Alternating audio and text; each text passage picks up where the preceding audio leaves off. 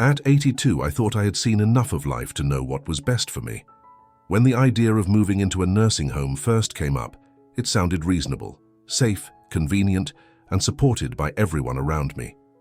My family said it would be easier, that I'd be cared for, and that I deserved to rest. And honestly, after years of managing my own home, I thought maybe they were right. But what I didn't realize was how much I'd be giving up. Not in big, dramatic ways, but in the quiet moments I used to take for granted.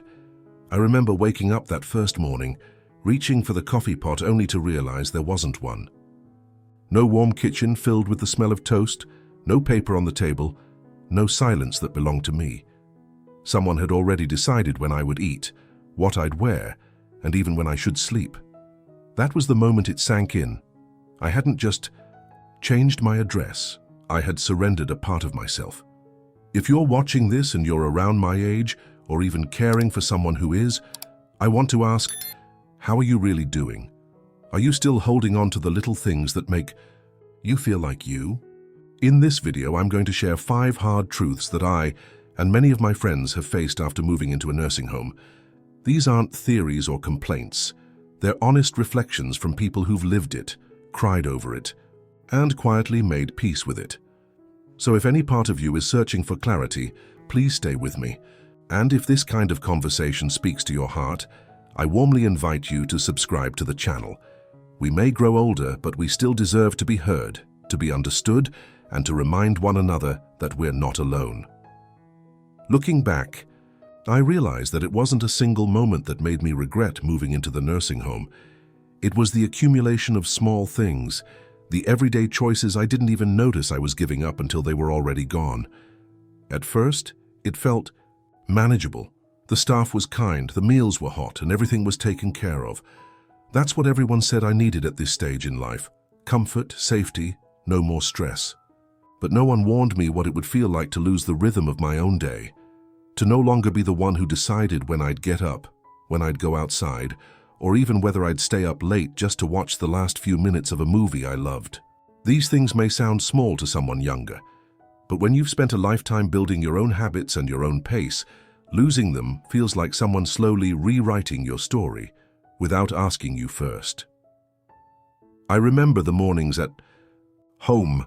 I used to get up before the sun, walk into the kitchen with the quiet of the world still resting on my shoulders, and brew my coffee just the way I liked it, strong, dark, and poured into the same chipped mug I'd used for over 20 years. I'd sit by the window, sometimes with the newspaper, sometimes just staring at the birds in the yard, and let the day come to me. That time was mine. It wasn't much, but it centered me. In the nursing home, though, I woke up to fluorescent lights, to someone gently calling my name, reminding me it was time for breakfast, whether I was ready or not. My coffee was already poured, and it never tasted the same. There was no chipped mug, no birds, no silence, just a schedule, and slowly, my mornings stopped being mine. The same thing happened with other parts of my day. At home, if I wanted to wear my soft old sweater, even in the summer I did. If I wanted to sit in the garden until the sky turned pink, I stayed. If I felt like making soup from scratch, I pulled out the pot. But in the home, everything followed a routine. Meals were served at set hours, showers were scheduled, and sometimes you'd have to wait for help just to step outside. Even my clothing choices felt like they belonged to someone else. I remember one afternoon standing in front of my small wardrobe, realizing I hadn't worn half of it in months, not because I didn't want to, but because someone else had already picked out something for me that morning. Over time, I started saying it's fine to things that weren't. I stopped asking for little changes. I stopped expecting to choose. I thought I was adapting, being reasonable. But deep down, I was letting go of the parts of myself that made me feel alive. My preferences, my rituals, my quirks. And when I finally noticed what had happened, it felt like I had vanished into someone else's routine. So I ask you gently, if you're thinking about this path, or if someone is suggesting it for you, are you ready to give up the small freedoms that make each day feel like it's truly yours? Because once those small choices are no longer yours to make, you may realize how deeply they were tied to your sense of self And getting them back once surrendered isn't as simple as it sounds. It's strange how life moves on without you when you're no longer in the middle of it. I didn't expect that part. I thought moving into a nursing home would mean I'd still stay connected, just in a different setting. My daughter promised to visit every Sunday, and at first, she did. My grandson even brought me a box of old family photos to decorate my new room. It gave me hope and made me believe that the closeness we once had wouldn't fade just because my address changed. But days turned into weeks, and weeks into months. And slowly, those visits began to stretch, further apart. One Sunday passed without a knock at the door, then another. Before long, Sunday became just another quiet day in a quiet room, where the only sounds were the hum of the hallway and the distant voices of nurses changing shifts. I remember sitting by the window, holding a picture of us at my 75th birthday, back when the whole family showed up and we laughed like nothing would ever change. I used to be the one who reminded everyone about birthdays, who planned Sunday dinners, who always knew who needed a ride to the doctor or a hot meal on a rainy day. I was part of the heartbeat of my family, but once I moved out, I stopped being involved in the day-to-day, and somehow, slowly, I became invisible. It wasn't malicious. No one meant to leave me behind, but life outside these walls kept moving, and I wasn't there to be part of it. They stopped updating me on the little things, not out of cruelty, but because they forgot how much those little things used to mean to me. What hurt the most wasn't the silence itself, but the realization that I no longer had a place in their routines. I started second-guessing whether I should call. I'd pick up the phone, dial half the number, and then set it back down. I didn't want to feel like a burden. I didn't want to hear their rushed voices or feel like I was interrupting their day. So I stayed silent, hoping they'd remember, hoping they'd reach out. Some days I waited until evening just to see if someone would call before I turned off the light. Most nights they didn't, and slowly I learned to stop expecting it. I saw the same story unfold in the eyes of my neighbors. Mr. Coleman, a former teacher with a voice like gravel, sat in the lounge every afternoon, facing the door like he was waiting for someone. He never said it, but I could see it. He was hoping for a visit that never came. Miss Ruth kept her hair done every Friday, just in case her son dropped by. He rarely did. These aren't just isolated moments. They're a pattern, and it's a painful one. When you're out of sight, it's easy to become out of mind, especially in a world that moves fast and forgets easily. So if you're still at home, still part of the rhythm of family life, ask yourself this: are you truly ready to step back, knowing how quickly people may adjust to your absence? And if you're already in a place like this, maybe the harder question is, how can you remind them you're still here, still listening, still needing to be part of the life you once helped build? It's a strange thing, how the absence of purpose doesn't hit you all at once. It creeps in slowly, until one morning you wake up and realize there's nothing to look forward to anymore. Back at home, even after I retired, my days still had rhythm. I wasn't trying to be productive in the way I once was, but I had my little duties: watering the potted plants out front before the sun got too high, making oatmeal from scratch because I liked it better that way, folding the laundry with care, even if it was just mine. I used to leave the curtains half open at night so I could wake up with the early light. I had a purpose, not something grand, not the kind you put on a resume, but something that gave me momentum. I woke up knowing there was something I wanted to do, not just something I needed to get through. When I moved into the nursing home, I told myself this would be a time to relax. No chores, no responsibility. It sounded nice on paper. But after a few weeks of being told when to eat, when to bathe, when to rest, I began to feel a kind of stillness that wasn't peaceful. It was hollow. I remember one morning sitting by the window with my coffee in a paper cup, realizing I hadn't made anything, fixed anything, or helped anyone in over a month. The days had started blending together, like watercolors that bled into one another until everything looked the same. I had no reason to mark the passage of time, no milestones, no sense of contribution. I just existed.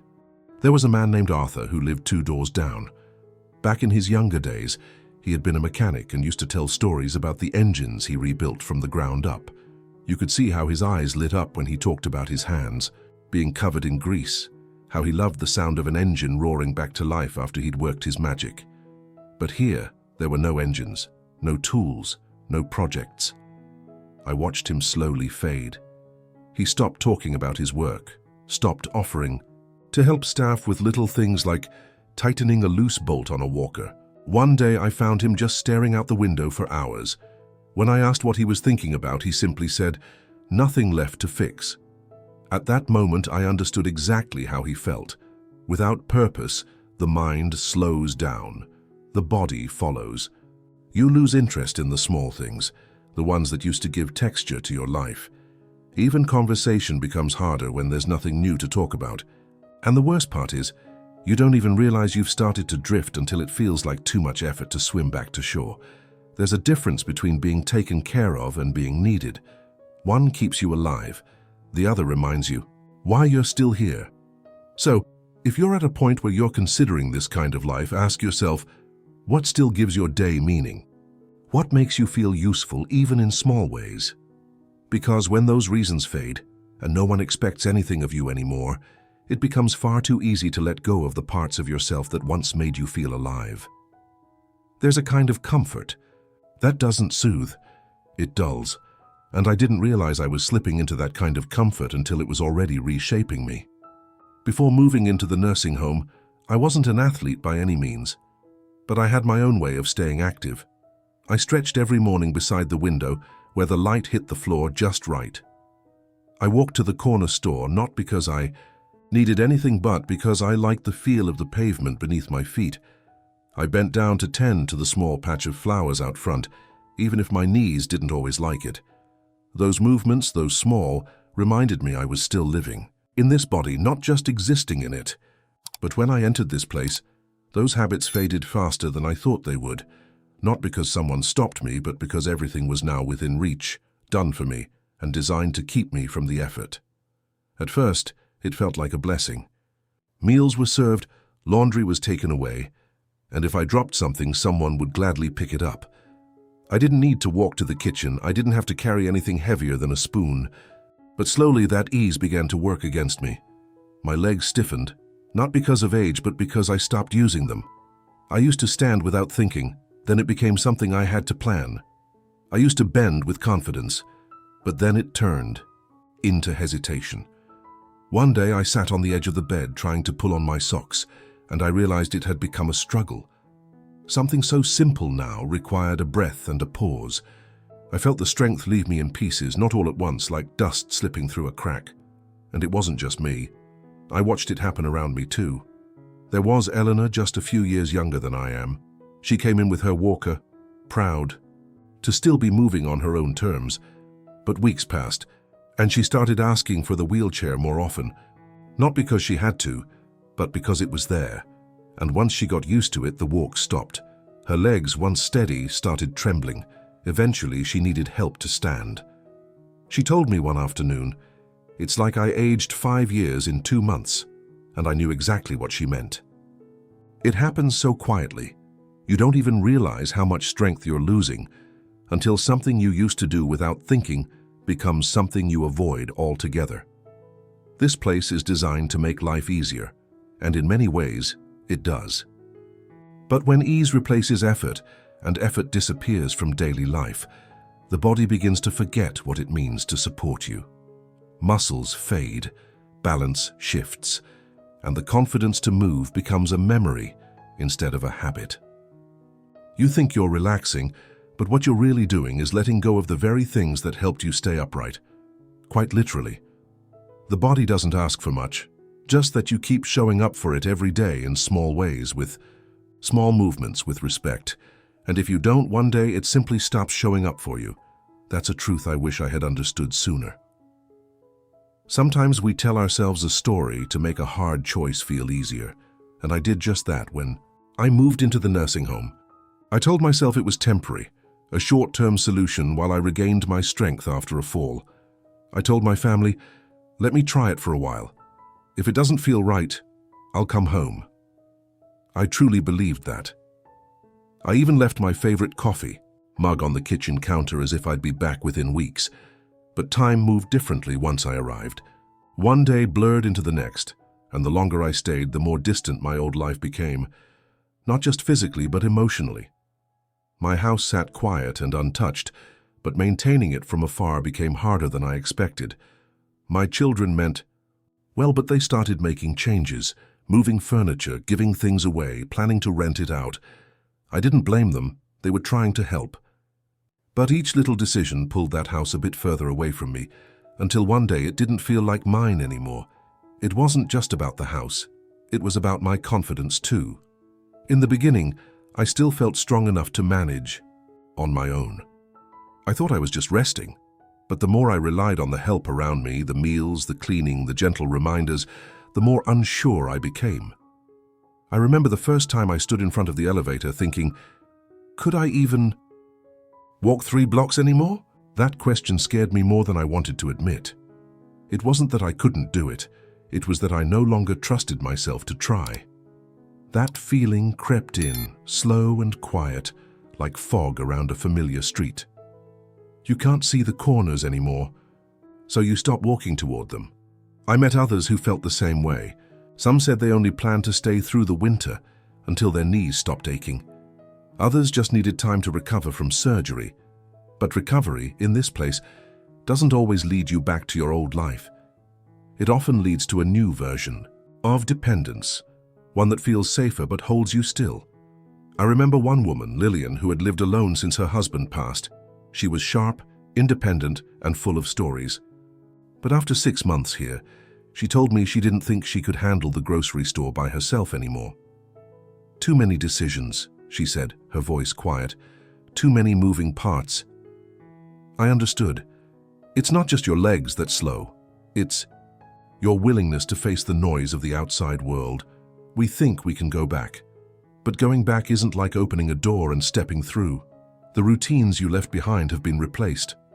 The people you once saw every day are now busy with new rhythms. Your space, your strength, your sense of belonging, they shift quietly and permanently. By the time you realize it, you're not choosing to stay because it's best. You're staying because returning feels impossible. And the hardest part is no one tells you that. Everyone focuses on how hard the decision to move in is, but few speak of how much harder it is to get out. That's the truth that hit me the deepest. Once you hand over your independence, even with the best intentions, it takes more than willpower to get it back. It takes strength you may no longer have, and support that might no longer be waiting for you. Looking back now, I don't regret getting older. I see it as a gift, but I do regret believing that a nursing home was my only option when I still had choices left. I walked in thinking I'd gain comfort, safety, and peace of mind, but what I found was something far more complicated. I lost little freedoms I never thought I'd miss. I faded from the lives of those I loved.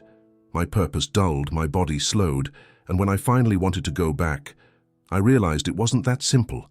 None of this is shared to stir fear, but to offer clarity, because real wisdom, especially in old age, often comes from reflecting on what we wish we'd done differently.